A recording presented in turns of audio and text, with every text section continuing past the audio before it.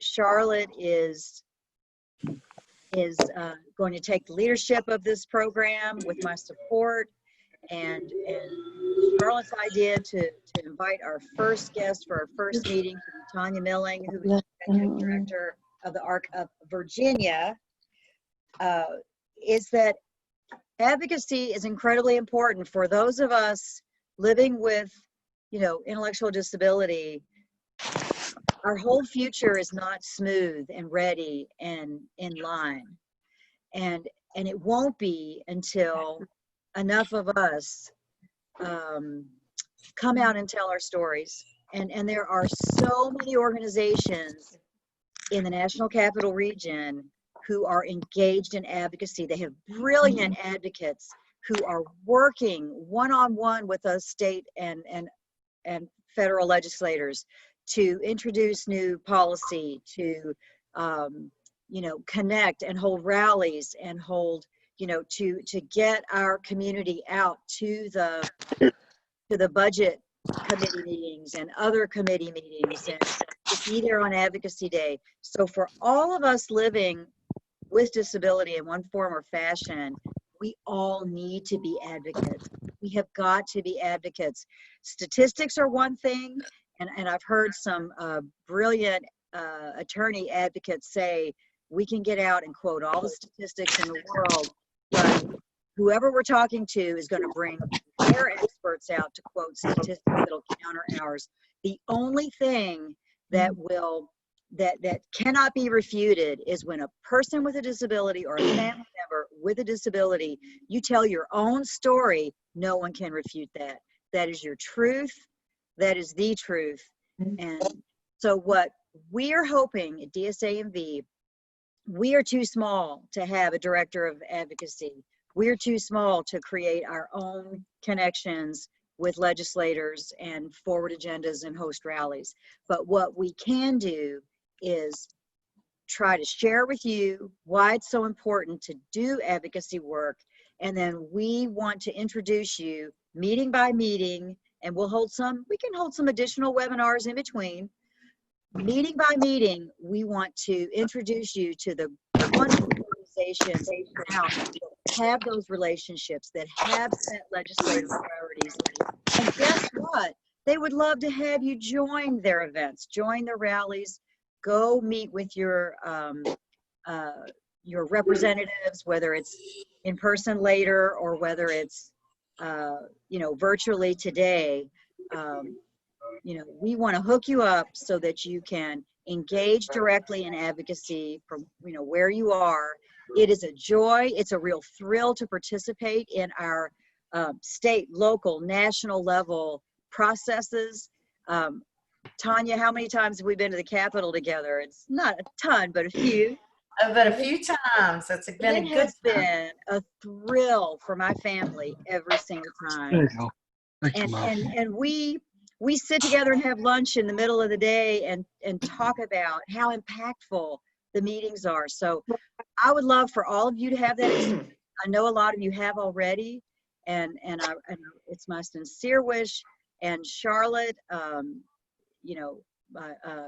program manager, she has done it, and I have seen Charlotte in action. It's a beautiful thing. It's empowering, and again, that's why we're here. So without further ado, so that's my welcome to you and the introductions. I think I said both, but I'll say it again. Charlotte Woodward is the DSANV program manager. She is a board member.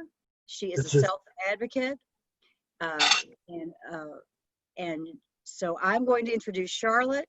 She is going to share a little bit about her experiences in conducting advocacy, and then she's going to introduce our guest speaker. So Charlotte, I will hand it over, and then we'll take questions after. So I'll hand it over to you, Charlotte. Hi, everyone. Thank you for joining us this evening. My name is Charlotte Woodward, and I am the director of the DSANV Advocacy Program. This program seeks to educate our members on what advocacy is, why it is important, what the current intellectual and developmental disabilities and Down syndrome issues are, and how members can get involved. Advocacy is vital. The more we band together, the stronger our voices will be. Advocacy is extremely important. The things we advocate for can affect our lives and those of others in positive ways. The time is now for us to come together in solidarity and demand that society takes us and our needs and concerns seriously. This is a noble and righteous cause, and I urge everyone here to support it. The rights of people with Down syndrome are human rights, and people with Down syndrome have inherent value and worth, just as all humans do.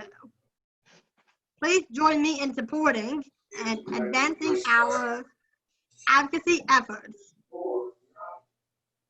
In case you didn't know, the Arc of Virginia has been developing an amazing program called the A Life Like Yours Self-Advocacy Alliance.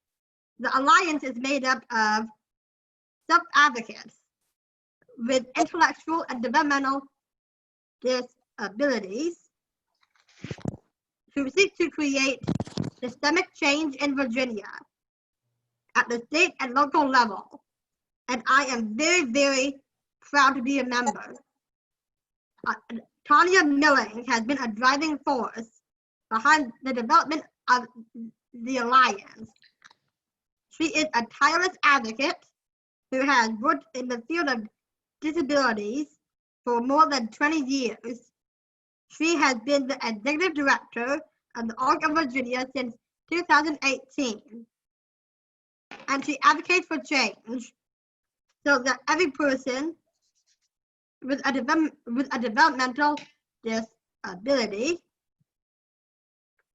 can have access to support to live their life in the community.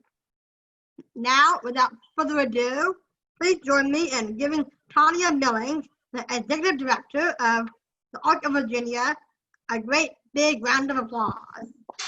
Ah, thank you. Thank you. Thank you. That was an excellent introduction. I really appreciate that. Very kind of you. I do want to check to make sure, am I able to share my screen, Mary or Charlotte? I didn't think of asking that ahead of time to go through Yes. slides. You're there. Excellent. Oh, okay. Good, good, good. Okay. I am very happy to be here with y'all. It's my first time being with this group, so I am really excited. So thank you for including me. I am going to go through, I have so much going on that I have a few presentations, so you'll have to forgive the clumsiness of some of this where I'm going to go between things. But tonight, I think really Mary and Charlotte said it, right? It's about getting together, working together as a movement. So I am really excited that Charlotte brought up the A Life Like Yours Self-Advocacy Alliance, because we're going to talk a little about that. And I hope that's something that everybody can be involved with Charlotte as your kind of go-between and liaison to the state level alliance group. So I want to talk about our advocacy and what we've been doing, what's happening in the state right now, and how you can participate, how you can be part of everything. So a little bit about us. The Arc of Virginia is a membership organization, so we are made up of people with developmental disabilities, families of people with disabilities, and allies and partners, all who are like the Down Syndrome Association, all who are a world where everyone is included and belongs and has a life like yours. Tanya, I didn't want to interrupt, but I can mute everybody and you can unmute yourself so there won't be as much background noise. Would you? Oh yeah, that might help. Okay, let me Thanks, do that Stacy. now. Sure. Thank you. Hold on. Wait a second. Oh. Okay, so I will mute everybody, but you can unmute. Okay. Great. Thank you. Oh, very good. Perfect. Thank you. So yeah, so just like Charlotte talked about, right? We all want the same things in life. So when the ARC talks about a life like yours, that's just a term, really an awareness campaign that's been used for many years to remind all of us, but to remind people that we're talking to that people aren't so different. We all just want to live our own life, to have a home that we're comfortable and happy in. We want to be surrounded by friends and family, people we love. We want a job. We want to have meaning in our life. It's all the same. And so the ARC really tries to serve as a connector between everyone, between the individuals, between families, between all those partner groups. Because like Mary said, not every group's large enough to have their own advocacy wing, but really as the only statewide advocacy organization, we're not regional, we're a full statewide organization. We try to connect all those groups. That's our goal, so that when we go to the General Assembly, we're speaking with one voice together. And so together we're all that DD advocacy community. And the ARC's just there to provide the support, hopefully, and guidance to take us all through. So that is a little about us, and then who we are. We are made up of 23 local chapters. So there are local chapters across the state. Where there's not a local chapter, the state chapter is there. Each one of our chapters look a little different, but they're also made up of individuals and families. And then we're also the new group that Charlotte mentioned, the Self-Advocacy Alliance. That really came about, and here's the leadership. You'll see Charlotte on here. There's Charlotte. There's Charlotte. All of these folks are the liaisons to the Alliance board or the Alliance steering committee. And they've been working intensely over the last year. We came together over a year ago, really grew out of the movement and starting in about 2018. But this past year, as things have moved virtual, their work has really intensified. And they have been incredibly, in fact, Charlotte and I were at the steering committee meeting just before this meeting. They're just a really dedicated group of folks, and each of them represent people with disabilities, self-advocates in the local communities. They're representing that voice on that state steering group. So we really hope to get all of you involved as much as possible.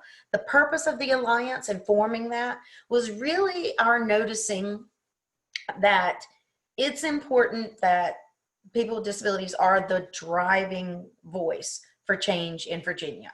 It should be them leading the way. Families of people, of self-advocates can also lead the way. And for many years, I think the movement's been mostly led by families. And we want to recognize that both have an equally valuable role to play. And that really we need people who are experiencing these things to be the center of the movement and the driving force. In fact, I've listened to folks sitting on committees for years, and we always talk about the professionals, right? The professionals at DBHDS and all the other groups. They'll talk about, we should get the input of people with disabilities and their families. And it kind of hit me this year sometime in one of those conversations. We don't need your input. We need your direction. We need you to tell us what the system should be doing. So to me, that's the most exciting thing that we've had going on. But it's also just the most exciting thing about the Alliance is all the empowering movement that's happening with folks. So each year, it's all throughout the year, we develop what are the things going on in people's lives. We listen to people through conversations. We are the state agency for information and referral. So people and their families will call us asking for help.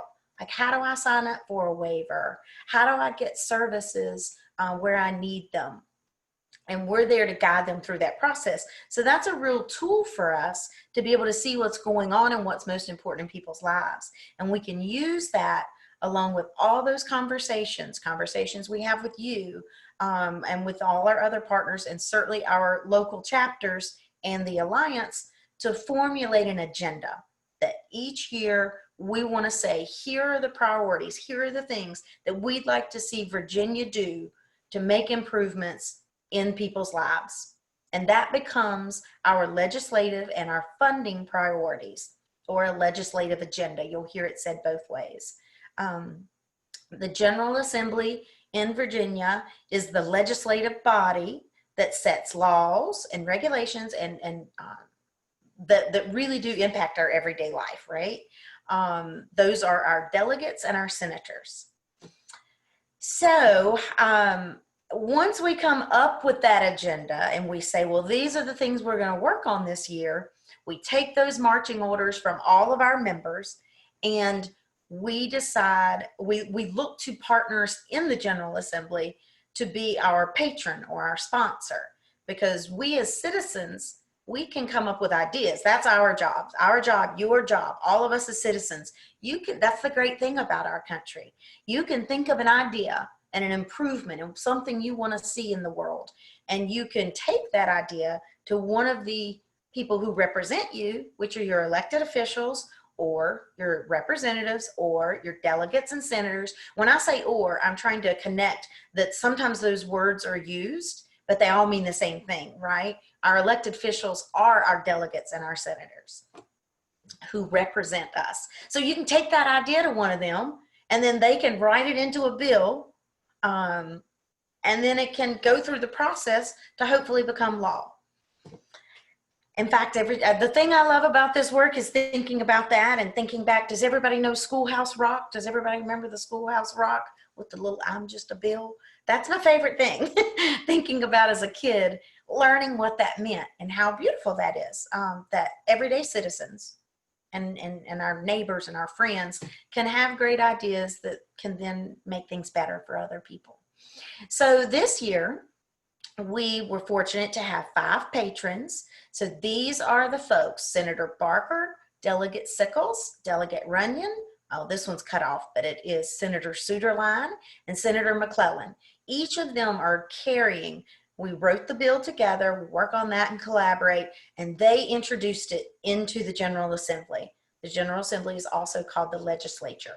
So that's where then, once they do that part, it comes back to, I got to figure out how to get out of this without, like I said, I'm going between screens, excuse me.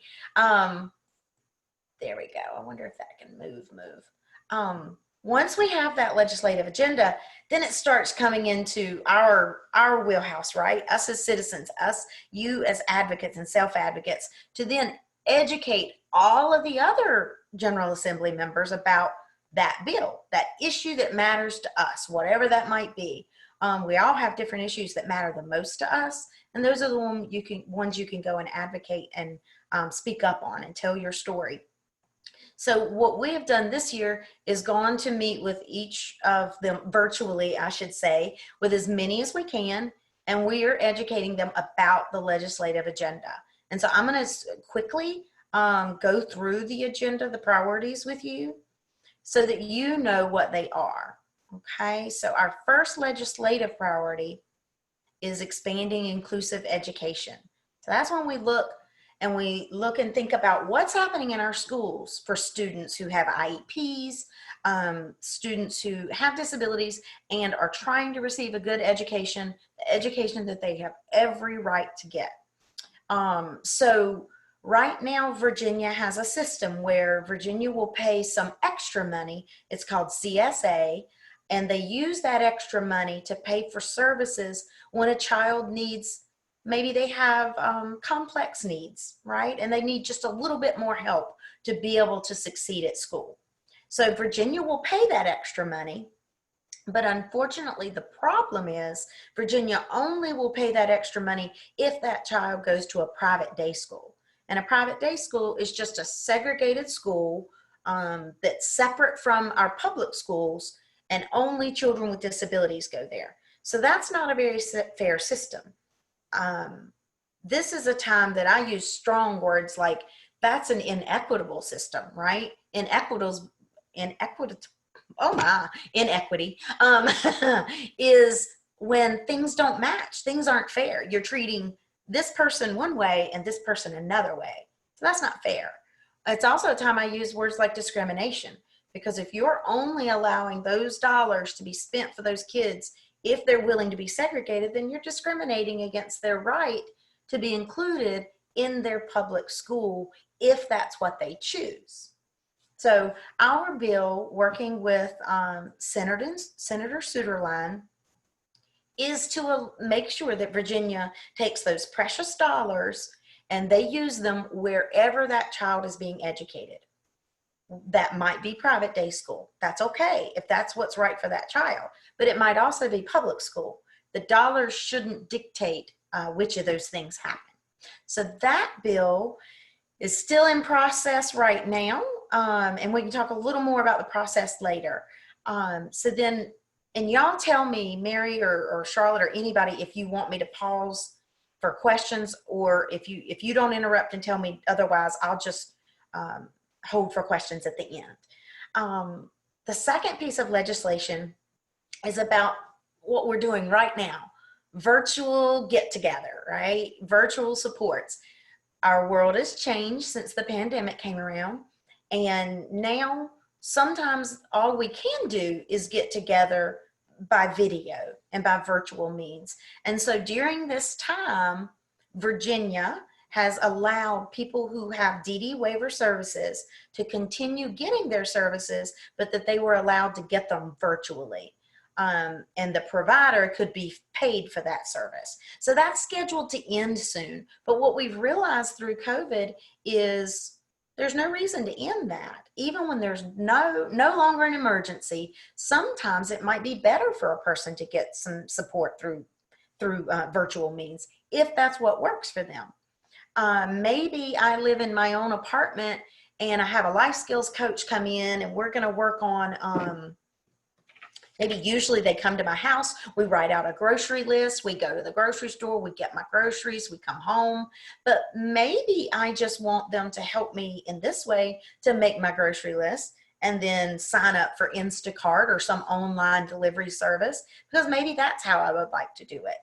It's all about choice and making sure people have as many options for how they get help and services in their everyday life to do the things that they want to do. So this bill would say that we can continue doing that, and that we need to make sure that everybody who wants to do that has the technology they need. So they have the computers, they have the things that they need in order to receive that. The last one, this one's a heavier bill, right? It's about a real heavy subject. Sometimes people with disabilities experience the criminal justice system more. So sometimes a person might be accused of a crime and be arrested for a crime.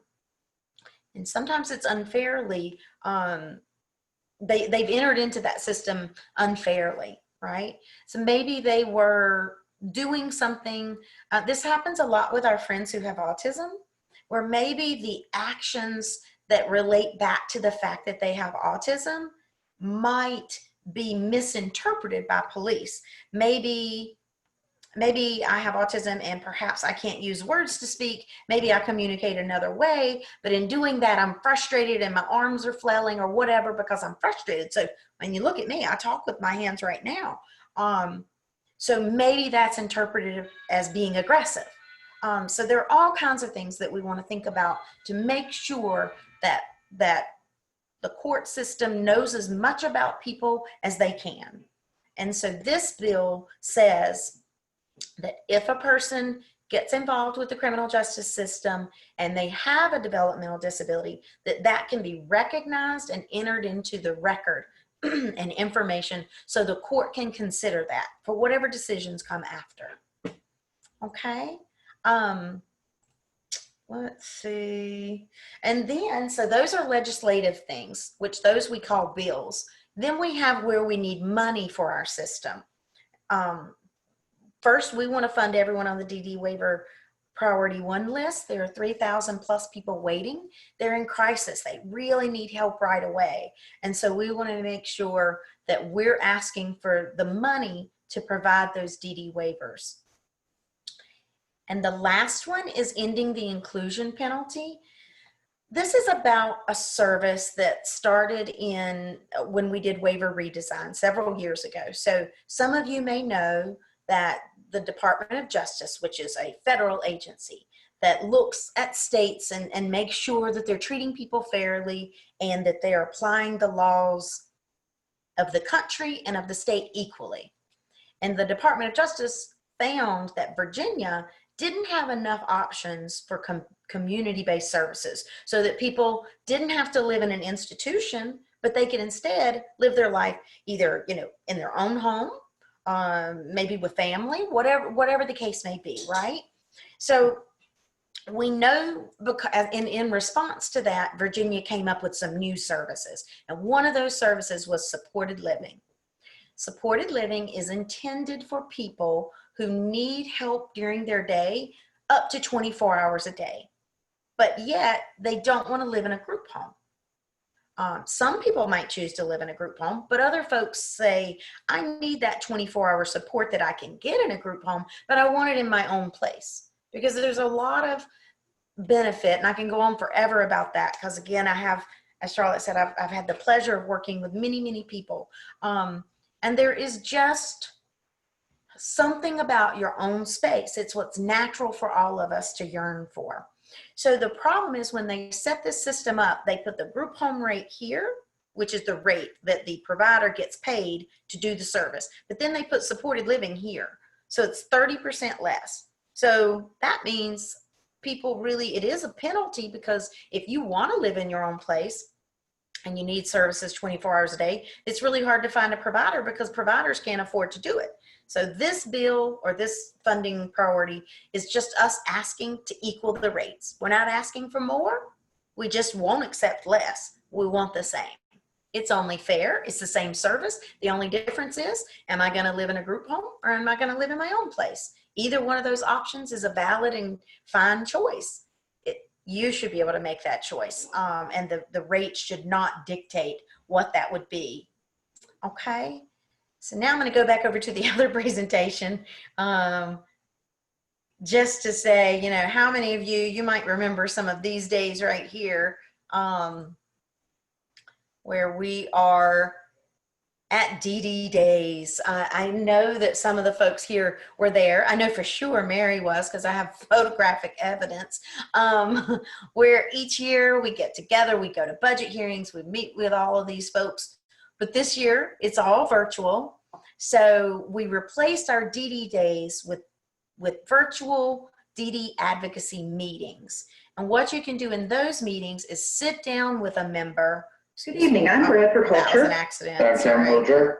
We're here to advocate. That's an example that some people are recording their testimony or their comments or their personal story, and then we're able to share that on their behalf with the legislators.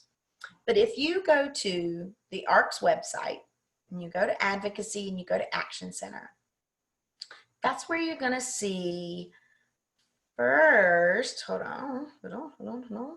First thing you want to do is, if you want to stay up to date, up to date on all the things that are happening, you want to sign up here. You want to put your name and your email, and then you want to tell me what kind of things do you want to get from the ARC. Do you want action alerts only, or do you want newsletters, or both? Once you do that, I'll come out later. Then you just fill that out with your address. That's your home address, and you hit next. That puts you on the mailing list. Then if you come down here, you click here, and this shows you all the meetings that we have set with delegates and senators, where you get a chance to advocate directly. You would want to look at these folks to see if you live in their district. If you live in their district, then, and in fact, tomorrow, let's see, we have a Northern Virginia meeting tomorrow, Keene. It could be that some of you live in his district.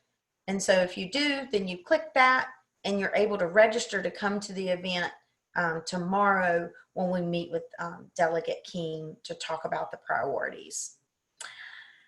I want to pause there and see what kinds of questions and everything do folks have. Megan?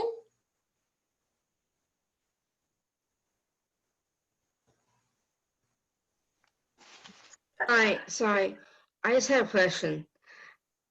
About the law enforcement, like, what happens if a individual that has a disability gets bullied by a coworker from a work site? How does that work? I missed a couple of those things, and that's my fault. Will you repeat some of that? Will you just repeat that again? Say for instance, like one individual that has a disability, and this one friend has the same disability as me. If we get bullied, you know, like in the area of law enforcement, how does that work? Like if you were involved with, did you say law enforcement? Yes. It was in the area of law enforcement. If, let's say, a situation happened, like say, like if we get bullied or something, like how's that?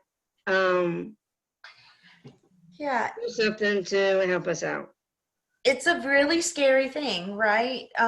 Running into being involved with the police when they Now, I'm may or asking about like getting bullied. How is that working with the law enforcement? Like, how is it that, say if we have a situation with a coworker that's a bully, how can we approach that? okay, is it a situation with a coworker that's a boy? Being a bully, like Bully? sounds like bullying you kind of thing. Are you saying A bully. A Yeah. bully. My apologies. Thank you for that. Busy. Oh, yeah. That's a good question. And that is really hard. Sometimes when there's a bully in our life, there's ways we hope that we can take care of that and get rid of that person in our life, as opposed to having to involve police officers. But if a person is feeling at risk, in danger, that someone might hurt you, then you certainly can and should involve the police. But I do think every case is separate, but it is a crime to do certain types of bullying, right? So like if you're really hurting someone, not everything is a crime. Just because someone's being mean to me isn't necessarily a crime, but it does raise to a level at some point where it really is. And so my recommendation, just without knowing more, would be maybe to talk to the people in your life that you really trust and you feel comfortable with, to see what can be done and to see if it might be time for you to take steps to involve police officers. Okay, so what happens if parents begets bullying? Like, how can I work that out with other people besides my parents? Parents against bullying, or you want to talk to someone besides your parents about bullying? Yeah. The second one. Okay. I would advise you probably have friends here. I'm only mentioning Charlotte because I know Charlotte really well. And, a lot of times when I'm struggling with something, I want to go to friends who I know that maybe have experienced the same things as me. Maybe they're similar to me in different ways, because I think the advice that Charlotte might have, just as an example, someone who may have lived a life similar to yours might be different than the advice that maybe me or Mary would give. But there's nothing wrong with also coming to Mary or Stacy or anyone. But I would consider those two options. Think about the people you trust outside of your parents, and maybe think about who has similar life experience as you. Okay, because I did have experience with bullying one time in my work site, and I have a friend that has accident disabilities me, and we both getting bullied by this one coworker. That's why I was asking about that. I wasn't too sure how I want to get out of it, because I don't know what to do to think like I'm push charges. But my dad, my mom is like disagreeing for something because of the life problems I have with my family. So I don't know how that might work with me getting into the situation that I don't know about doing. It's hard, isn't it, Mary? I have a couple of suggestions too. One, do you have any type of a job coach in your? I used to, but that was like only, not because of that one particular website. It's a website from 12 years ago, from 2008. It was in the resources on SOC that I was in. But she keeps on making herself more affordable on my laptop into a sub thing, and she's like on a rampage with it, and I don't know what to do with that. So the agency that provides the coach, maybe you can get a question to them, and if you need help, maybe your parents can help you with that. And the only other suggestion I have, which is not direct, but an indirect way, is that we do have a program that we run called Relationships. That is, we're just starting an adult class in February, and it's specifically to include situations like that, employment situations. How do you deal with co-workers, bosses, things like that, social relationships. So those are just the two additional suggestions I have in addition to what Tanya mentioned. Okay, that's right. So what name, I'm kind of curious with this organization that you're mentioning, but what was the name of that again? Relationships. I know Megan's mom from the cooking club. I can send a special email to her. Thank you, Stacy. Oh, no, Thank you. thank you very much. I don't know why I'm not getting involved in it. She was actually part of the bullying from 12 years ago. I won't get into that because she was the one that saw me getting bullied. Okay. Well, So- do you have an email, Megan? Yeah, can we send the email to Only you? from my personal account. Yes, send it to you. Yes, if you have an Yeah. email address, absolutely. Okay, that's Stacy fine. can send it to You you could put it in the I'm should you have- busy. in the chat. you know how to use the chat box? And if you don't want everybody to see it, you could choose and just send Okay. it to Stacy, but you could type it into the chat box. All right, thank you. Your email. Thank you. And I want to mention in the chat box, Erin asked a question about if a person with a disability that specifically has Down syndrome, that if they get arrested, what is the process? And so the process is the same right now. I mean, the process is the same for anyone. What this bill that we put forth is trying to make happen is that if a person gets arrested and they have a developmental disability, any type, then that can be entered into the evidence, into the information, just because it's important for police officers when they're investigating, judges, prosecutors. It's important for them to know everything about a person that they can.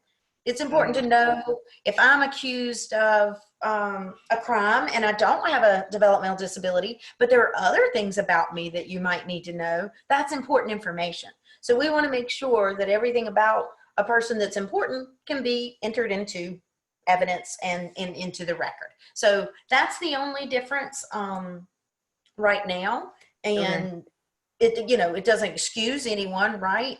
But we know there are instances where people might become involved or arrested for something that they didn't actually intend to do. So working on this bill is a really important one, I think. Thank you for that question. Anytime. Thanks. I needed something. Is there anybody else?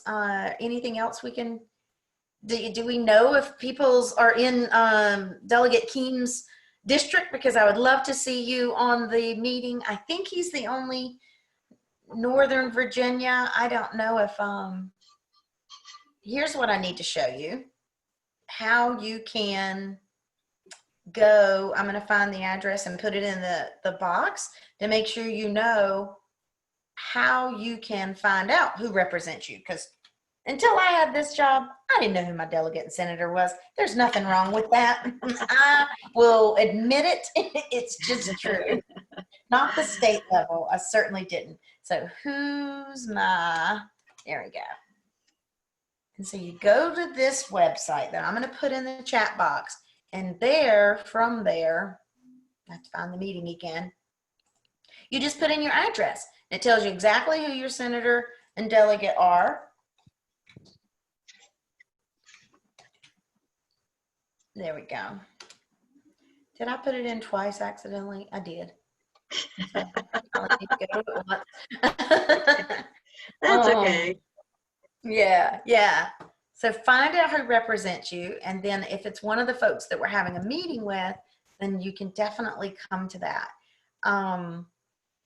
That is the big piece of what we're doing right now. I can tell you of the current legislation, the virtual supports one that I mentioned has passed subcommittee and full committee as of this morning. So we're having some success. It's not finished yet, but that's the beginning part of the process. So how about anybody here? Have y'all used virtual supports during COVID?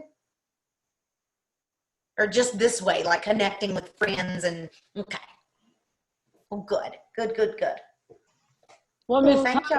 I had Arca Greater New Orleans virtual up until December of last year through the Office of Citizens of Developmental Disabilities, but with the waivers right now and the revisions, they're trying to get it back before June. And it's a lot of pressure on me, and I want to represent the East Coast and do stuff, but I don't have all the funding and resources.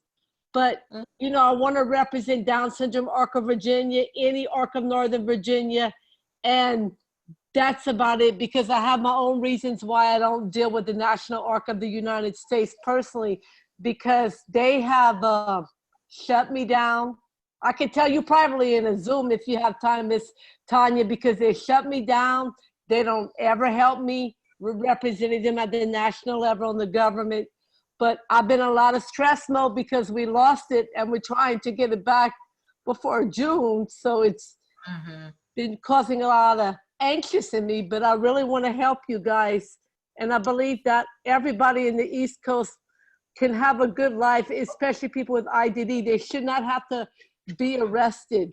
You know, if they made a mistake, they can go and say, we're sorry, please don't felony us or make us not have to go through jury duty. All people here are equal. Hey, Jill, I have a question. I really want to help y'all. Thank you, Jill. We know you do. I'm just going through a lot. And we appreciate it. Jill, I wanted to ask you, have you tried to connect with an ARC organization in your local area since you moved? I'm actually, Miss Mary, I'm on the board for the ARC of Greater New Orleans. Oh, good. All And right. I used to, back in the day, David Egan and Eric knows me that well, and Aaron was involved. I used to work at the ARC of Northern Virginia before I moved here, and it was the best time of my life because I was one person with a intellectual developmental disability as a co-executive director working with Nancy Mercer, who saved me. She's now counseling through inclusion privately, but she did everything to save me, and Aaron and I and our member David Egan and a lot of people with Down syndrome, we testified changing mildly mentally retarded to intellectual developmental disability. And so I know like a lot of duty counsel like Mr. Lee Price and Taya Stokes, all those very important people that deal with the governor. And I did so much that I can, and I still want to become active in any way I can through ARC of Virginia Self-Advocacy Alliance. Any way I can, I'm always going to take a stand. Well, thank you, Jill. You're welcome. Well, thank y'all. I appreciate you inviting me. Oh, absolutely. Tanya, I know it would be complicated, and you've already taken us through so much detail, but the one additional thing I was hoping you'd touch on maybe is the wonderful action alerts. I just responded to one Tanya sent last night. I responded to it this morning. If you could just show us quickly what it is, Charlotte and I will send out a follow-up email that has some of the detail again, but just show somebody what that looks like, and if you don't mind. Yeah, no, thank you for that. So once I'm just going to kind of look at this again just to make sure we're all on the same page. where's my website? There we go. So the first thing, in order to receive these action alerts, you're going to sign up, as we mentioned, for them using this little box on our website. And then once you do that, now I've got to find an active one. It should be easy. Just give me one. I've just got all these things that I'm doing so many things at once to keep my head straight. You know what? It might be still open. There we go. We're looking at your home screen. Oh, you're only seeing the home screen? Swimming. Oh, then you're not seeing what I'm doing over here. Let me switch the box that you're looking at. Oh boy. You're not seeing any of that stuff. Oh, I see what you were seeing. Okay. Now we're on the same page. I'm going to go. Just because I don't have, oddly enough.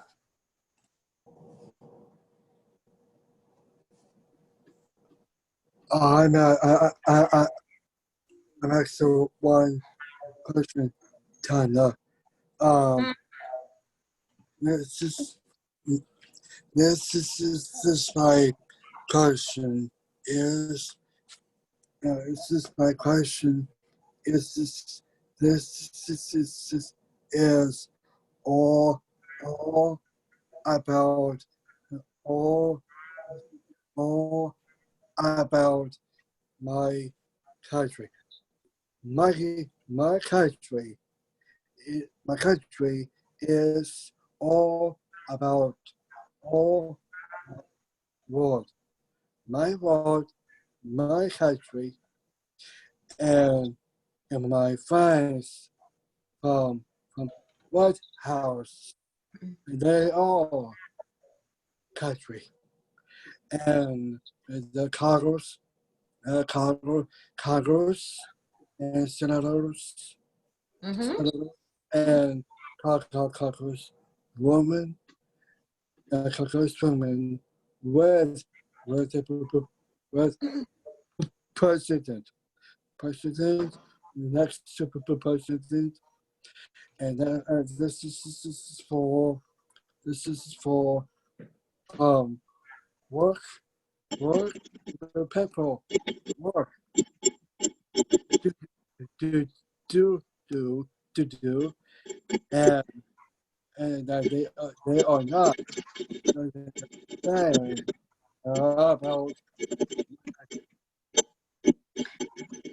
country and your country, fight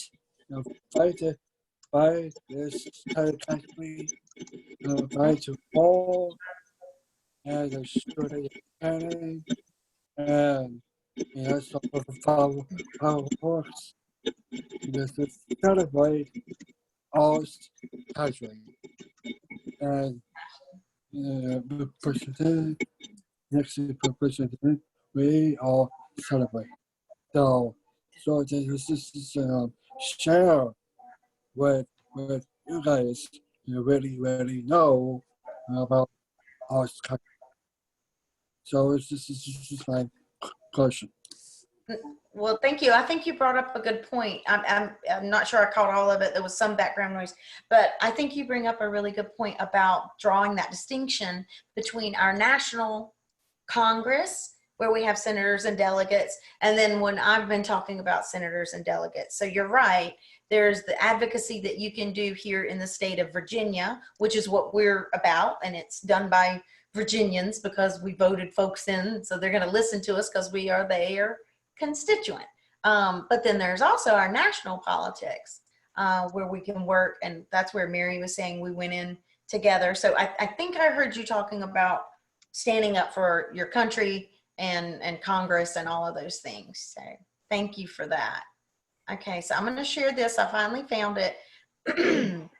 This is what she was talking about. When you get action alerts, I take a little bit of room here just to explain what it's about. But then when you go to take action, it's so easy.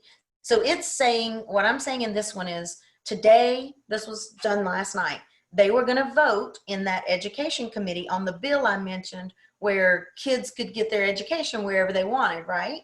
So this allows you to email. We've already done the work behind this for you. You don't have to do the work of knowing which senators or which delegates, whatever the case may be, sit on the committee, because each of them sit on different committees. Some of them are experts in education, some are experts in the law, some are experts in health and medical things. And so this bill is going to go in front of that education committee.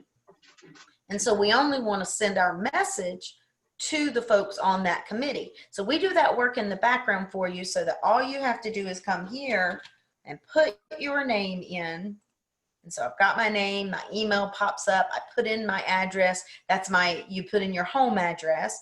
Then you click next, and it tells you what's going to happen, which is that all of these people that the ARC has already put in here for you, these are the people that are the senators that need to be contacted.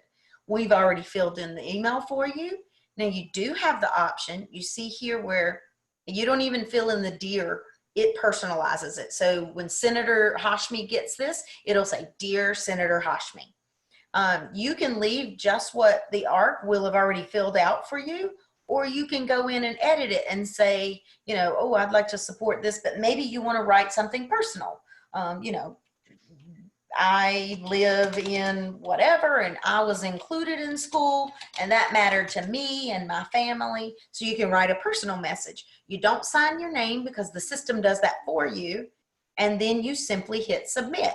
And I'm not going to do that because this one's expired. But once you hit submit, then you're done. And that means that one click, you sent that email to 13 people all at once. And it literally took me 2 minutes to do that. So all of those senators heard from me on this issue. Yep. I would not have had time to track it, to track their email addresses down, and to form the thoughts. But because there are organizations like the ARC of Virginia who does that, and all you have to do is subscribe. So when a vote is happening, you'll receive an email, and it takes you literally 2 minutes to read the email, push the button.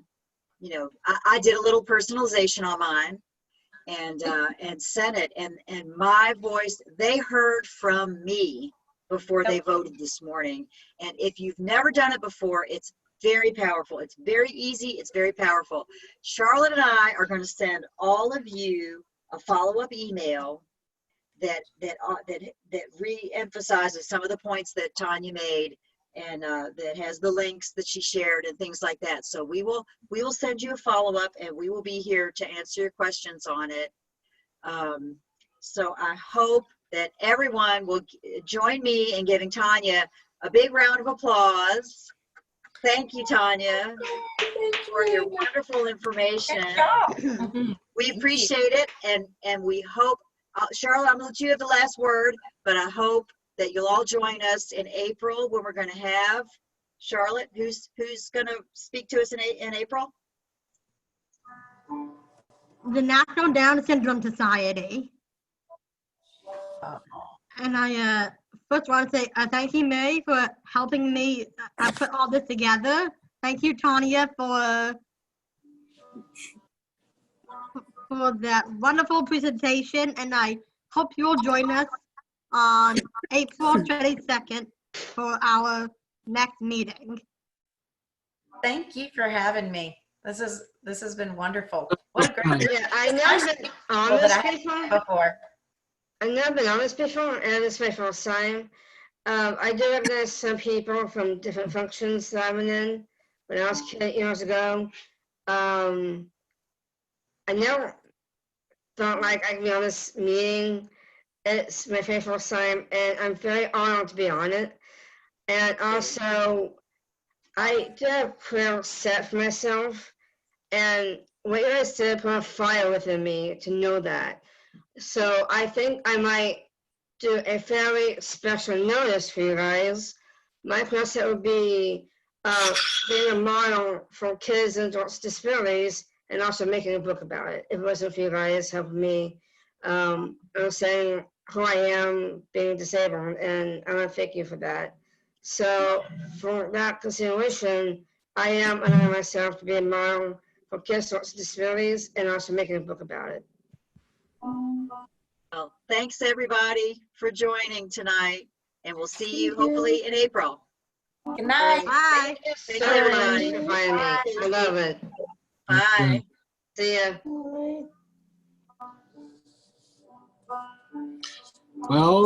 Well done, everybody.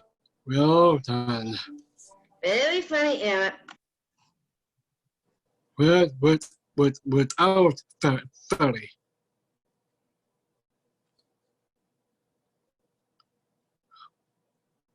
Okay, Sandy, I need to go.